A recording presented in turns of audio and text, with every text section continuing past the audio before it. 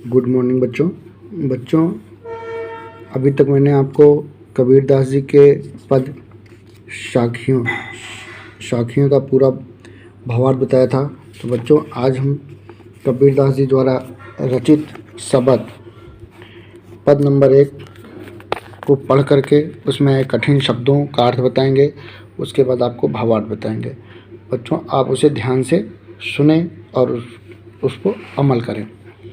तो चलिए बच्चों, आइए मैं शबद पद नंबर 1 शबद का पद 1 का उच्चारण करता हूँ। आप उसे ध्यान से सुने। मोको कहाँ ढूंढे बंदे, मैं तो तेरे पास में। मोको कहाँ ढूंढे बंदे, मैं तो तेरे पास में। ना मैं देवल ना मैं मस्जिद, ना मैं देवल ना मैं मस्जिद, ना काबे कैलाश में, ना काबे कैलाश में। ना तो कौने क्रियाकर्म में, ना तो कौने क्रियाकर्म में, नहीं योग वैराग में, नहीं योग वैराग में। खोजी होए तो तुरत मिली हों, खोजी होए तो तुरत मिले हों, पल भर की तलाश में। खोजी हों तो खोजी होए तो तुरत मिली हों, पल भर की तलाश में।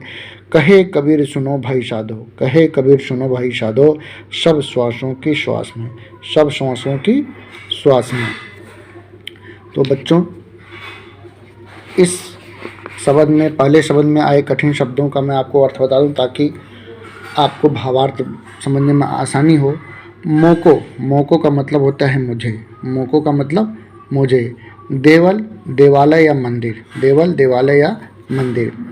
कैलाश, हिंदुओं का तीर्थ स्थान कैलाश, हिंदुओं का तीर्थ स्थान कैलाश।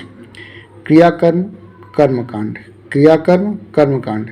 योग, वैराग, योग साधना और संन्यास। तुरतें, तुरंत या तत्काल, तुरतें तुरंत या तत्काल। मिली हों, मिलूँगा, मिली हों मिलूँगा। तलाश, तलाश या खोज। श्वास का मतलब होता है सांस, श्वास का मतलब श्वास। अब इसमें जो कठिन शब्द हैं उसका मैं उच्चारण करता हूँ, आप उसको सुन करके उसका आप भी उच्चारण करने का अभ्यास करें। मोको, मोको। देवल, क्रियाकर्म, वैराग, तलाश, श्वास, श्वास, तलाश, वैराग, क्रियाकर्म, देवल, मोको। ठीक है बच्चों, तो मैंने शब्द नंबर 1 में आए कठिन शब्दों का आपको अर्थ बता दिया। अब मैं शब्द नंबर 1 का आपको भावार्थ बताऊंगा। आप कृपया उसे ध्यान से सुने और उसका अमल करें। मोको कहाँ ढूंढे हैं बंदे, मैं तो तेरे पास में।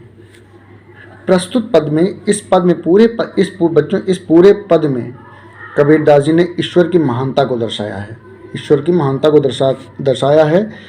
और कहते क्या हैं, मोको कहाँ ढूंढे बंदे, मैं तो तेरे पास में। कबीरदास जी कहते हैं, हे मनुष्य, तू मुझे कहाँ कहाँ ढूंढता है, मैं तो तेरे पास में हूँ, मैं तो तेरे पास में हूँ।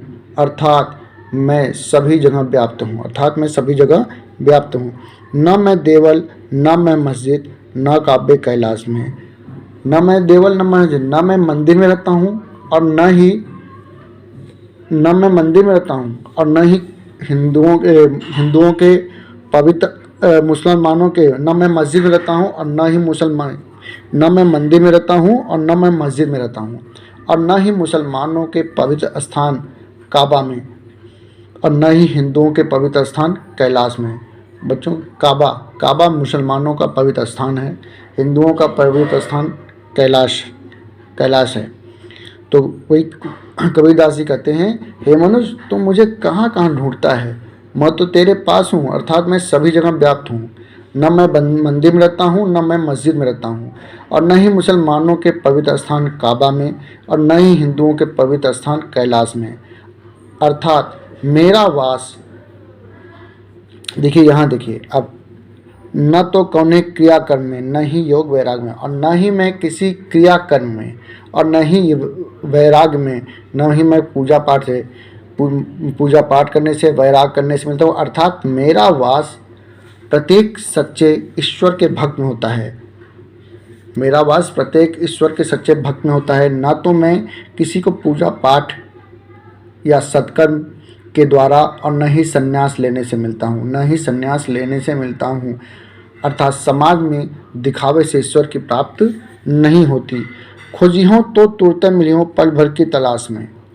कबीरदास जी कहते हैं, यदि ईश्वर का सच्चा भक्त ईश्वर को सच्चे मन से खोजने के लिए निकले तो उसे ईश्वर पल भर में मिल जाता है, अर्थात उससे ईश्वर क्षण भर में उसकी मुलाकात ईश्वर से हो जाती है।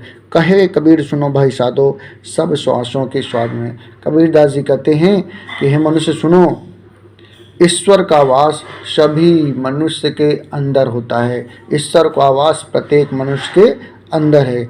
क्या है? कहे कबीर सुनो भाई साधो। कबीरदास जी कहते हैं, मनुष्य सुनो, सब श्वासों के श्वास में ईश्वर का वास प्रत्येक मनुष्य में होता है। ठीक है बच्चों, आइए अब मैं शब्द नंबर 2 को पढ़ता हूँ, फिर आए उसमें कठिन शब्दों का आपको अर्थ बताऊंगा। संतो भाई आई ज्ञान की आंधी रे, संतो भाई आई ज्ञान की आंधी रे, ब्रह्म की टाटी सवै उड़ानी, माया रहे न बांधी।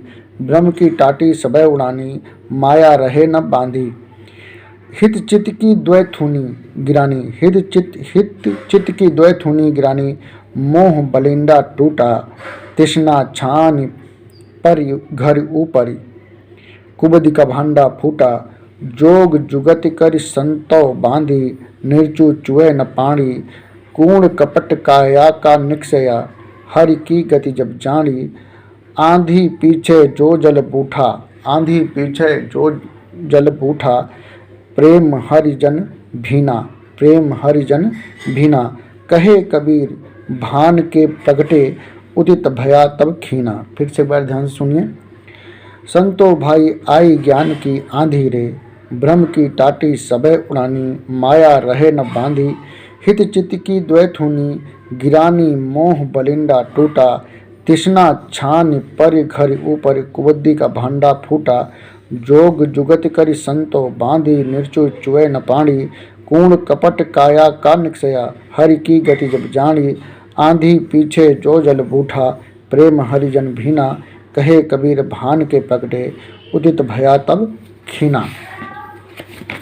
तो आइए बच्चों, भ्रम का मतलब हुआ संदेह। टाटी टटरी बांस आदि की भट्टियों का पल्ला। माया दौलत। हित भलाई। चित मन। थूनी स्तंभ या टेक। बलिंडा छप्पर की मजबूत मोटी लकड़ी। छावन या छप्पर। तृष्णा कुबुद्धि दुर्गति। भांडा फूटा भेद खुलना। निर्चु थोड़ा भी निश्चित रूप से। चूहे रिश्ता है या चूता है। कूड़ कपट गंदगी। निक्षया निकल गया। जानी समझी या जानी। बूठा वर्षा। भीना भीग गया। भान सूर्य। तम अंधकार। खीना क्षीण या मंदा। आइए इसमें कठिन शब्दों का हम उच्चारण करें, उससे ध्यान सुने।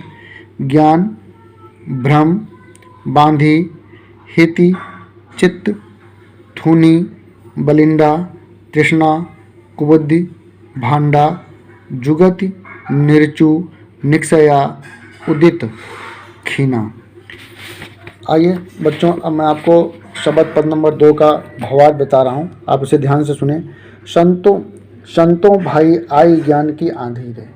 कबीरदास जी कहते हैं, हे संतों, अब ज्ञान की आंधी आ गई है। संतों भाई आई ज्ञान की आंधी रे। कबीरदास जी कहते हैं, हे संतों, अब ज्ञान की आंधी आ गई है। ब्रह्म की टाटी सबे उड़ानी, माया रहे न बांधी रे।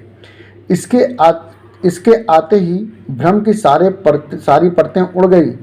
माया रूपी रस्सी भी इसे बांध कर न रख सकी। हित चित्त की द्वैथुनी गिरानी, मोह बलिंदा टूटा। माया रूपी रस्सी भी इसे बांध कर न रख सकी। स्वार्थ और धन का लालच करने वाले दोनों के स्तंभ टूट गए। हित चित्त की द्वैथुनी गिरानी, मोह बलिंदा टूटा। स्वार्थ एवं धन का लालच करने वाले दोनों स्तंभ टूट गए। मोह रूपी बल्लियां टूटकर गिर गईं, अर्थात कुबुद्धि का द्वार बंद हो गया और ज्ञान का द्वार खुल गया। अज्ञानता ज्ञान रूपी प्रकाश में बदल गई। अज्ञानता ज्ञान रूपी प्रकाश में बदल गई। तृष्णा छान पर घर ऊपर कुबुद्धि का भांडा फूटा, अर्थात अज्ञानता ज्ञान रूपी प्रकाश में बदल गई। जोग जुगत करी संतो बांधी निर्चु चुए न पानी। कबीरदास जी कहते हैं हम संतों ने लोक साधना युक्त से वस्तु का निर्माण कर लिया है। इस वस्तु का निर्माण इतना मजबूत है कि जोग जुगत कर संतो बांधी निर्चु चुए न पानी रे। इस वस्तु का निर्माण इतना मजबूत है कि उसमें से पानी की एक भी बूंद नहीं गिर सकती। जो कूड़ कपट काया का निक्षया हर की गति जब जानी। इस प्रकार से ज्ञानी व्यक्तियों ने ईश्वर के रहस्य को समझ लिया है। इससे शरीर में बसी सारी कड़वाहट समाप्त हो गई। इस ज्ञान की आंधी के पश्चात देखिए फिर जानी रे आंधी पीछे जो जल बूठा, प्रेम हरि जन भीना, कहे कबीर भान के प्रगटे उदित भया तब खीना। इस ज्ञान की आंधी के पश्चात भक्त रूपी जल की बारिश हुई, जिसके प्रेम में ईश्वर के सारे भक्त क्या हो गए, भीग गए। कबीरदास जी का कहना है इस प्रकार से ज्ञान रूपी सूर्य के प्रकट होने से भी जो अंधकार था वह समाप्त हो गया। संतो भैया ज्ञान की आंधी रहे। जिस प्रकार बच्चों जब आंधी आती है तो सारा कूड़ा करकट सब दूर लेके भगाई जाती है, उसी प्रकार जब ज्ञान की आंधी आती है, जब ज्ञान आता है तो मनुष्य के अंदर से सारी दुर्भावनाएं अपने आप दूर हो जाती हैं। धन्यवाद बच्चों। आपका ये पाठ है साखियाँ जो कबीरदास जी और रचित है, साखियाँ और शब्द पूरा हो गया है। धन्यवाद।